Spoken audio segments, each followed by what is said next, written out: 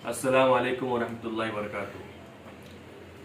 आज हमारी ईद ख़त्म हुई है, लेकिन जो हमें खुशी मिलनी चाहिए थी वो खुशी नहीं है, क्योंकि बहुत सारे हमारे हिंदू भाई और बहुत सारे हमारे भाई दलित भाई और बहुत सारे हमारे समाज के लोग कोरोना वायरस से परेशान हैं।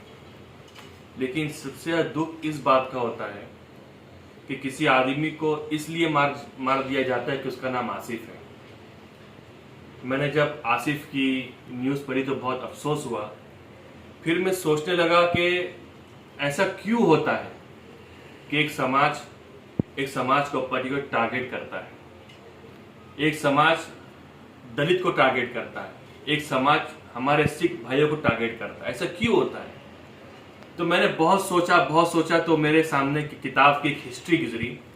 मैं आपके सामने वो हिस्ट्री बताता हूँ। आईएएस के एग्जाम में अक्सर वो सवाल किया जाता है, द रिबेलियन, फकीर एंड द सन्यासी।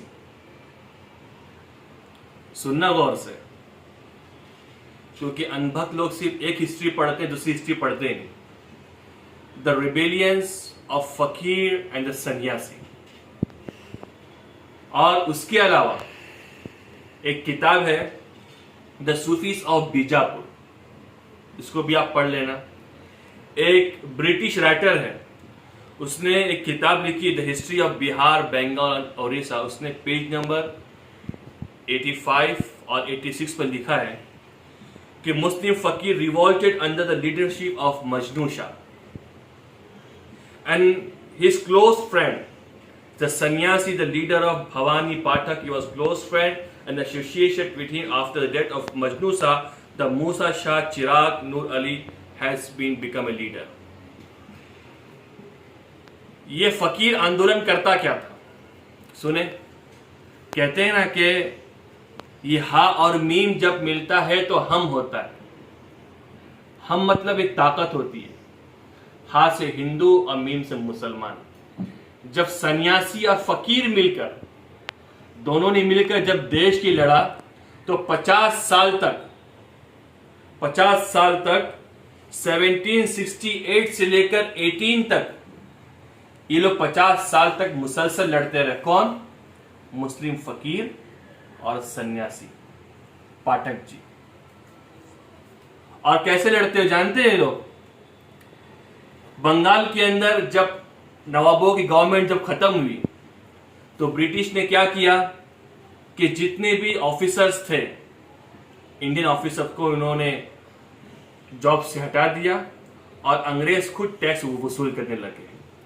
और किसान भाई जो होते थे, उनसे कम दाम पर उनके अनाज को खरीदते थे, गोडाउन में स्टॉक करते थे, और फिर बाद में उसी गोडाउन को, उसी अनाज को, उसी हमारे हिंदू और हमारे मुस्लिम, हमारे दलित, हमारे समाज की मेहनत के अनाज को फिर महंगे दाम में बेचते थे, जैसे आज की सरकार कर रही है। उस वक्त फकीर मजनू शाह और फकीरों की पूरी एक जमात ने और सन्यासियों की एक पूरी जमात ने एक ग्रुप बनाया। वो लोग क्या करते थे? वो लोग जंगलों के अंदर रहते थे, फकीर बनते थे, कपड़ा फटा पहनते थे, फकीर बनते थे और जंगलों में रहते थे। और रात को जंगलों से बाहर निकलते थे और अंग्रेज के गोडाउन पर वो अटैक करते थे, और जो अनाज होता था उसको लूटते थे, और लूटने के बाद हिंदुस्तान के अंदर, इंडिया के अंदर, भारत के अंदर लोगों को तकसीम कर देते थे। और अंग्रेजों का जो गोला बारूद होता था उसको कब्जा करके अपनी जंगलों के अंदर और अपनी किलों में छुपा देते थे। फकीरों ने और सन्यासी ने 50 साल तक ऐसी जंग लड़ी कि ब्रिटिश खुद कहते हैं कि ब्रिटिश की आर्मी और फकीर आंदोलन 3 मरतबा उनकी वॉर हुई, और 3 मरतबा फकीरों से, सन्यासियों से वो हार गए। ब्रिटिश की जब शिकस्त हुई, ब्रिटिश जब हार गए, तो ब्रिटिश ने नेपाल के महाराजा से एग्रीमेंट किया कि ये फकीर लोग, ये सन्यासी लोग, ये जंगलों में जब छुपते हैं और जब नेपाल के बॉर्डर पर आते तुम उनको आने मत दो। और इन फकीरों के आंदोलन ने, फकीर शाह, मजनू शाह की फौज ने, आर्मी ने, फकीर की आर्मी ने ऐसा ब्रिटिश पर हमला किया था कि बिहार का एक जिला है सारण, उस सारण बिहार के जिले के अंदर 1787 में इनका कब्जा हुआ और फकीरों ने, सन्यासी ने अपने गवर्नमेंट बनाई।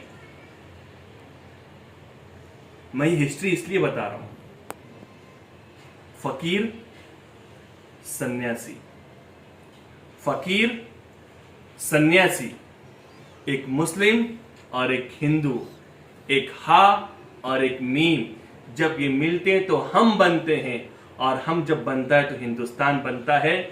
और तुम लोग ये जो हरकतें कर रहे हो, लोगों को मारना, बेकसूर मारना, मुझे ऐसा लगता है कि जो काम अंग्रेज नहीं कर पाए, और तुम्हारे बाप दादा जो अंग्रेजों से भीख मांगते थे माफी की, जो अंग्रेज काम नहीं कर पाए, फकीरों को मारना, सन्यासी लोगों को मारना, दलितों को मारना, वो तुम आज काम कर रहे हो।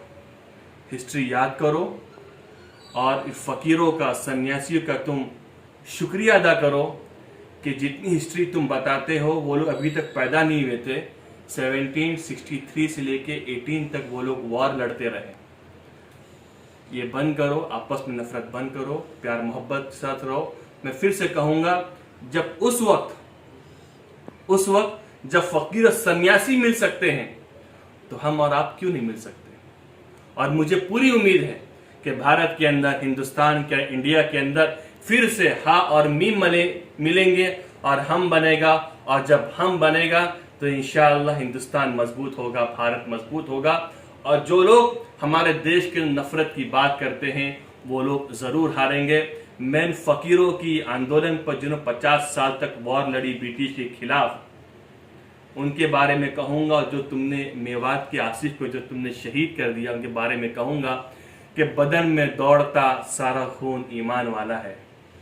जिस कौम के नौजवानों ने, बुजुर्गों ने, औरतों ने, बहनों ने, उलमा ने, स्कॉलर में, यहाँ तक कि जिस कौम के फकीर ने कुर्बानी दी कि बदन में दौड़ता सारा खून ईमान वाला है, जालिम फिर भी समझता है ये पाकिस्तान वाला है।